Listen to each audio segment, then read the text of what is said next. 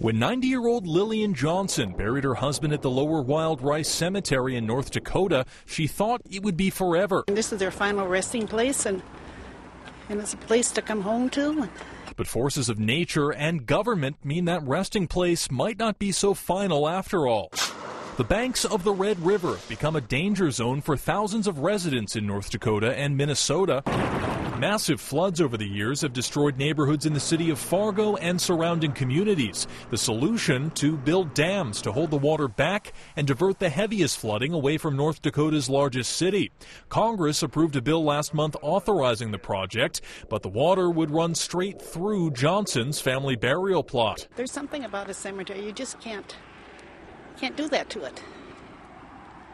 It's just too much. Johnson and other concerned citizens argue that diverting the Red River would unnecessarily destroy cemeteries and farmland upstream. A group of county commissioners has even filed a federal lawsuit to stop the diversion. Naturally, that impacts people negatively upstream.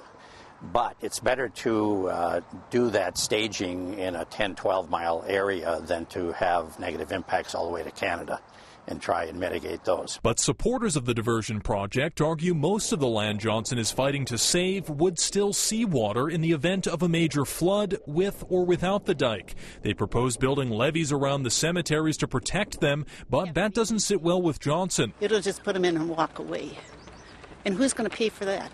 Where's the money coming from? The Army Corps of Engineers says it will continue to study the project. Meanwhile, Johnson keeps watch over what she hopes will be her final resting place. Robert Bumstead, Associated Press.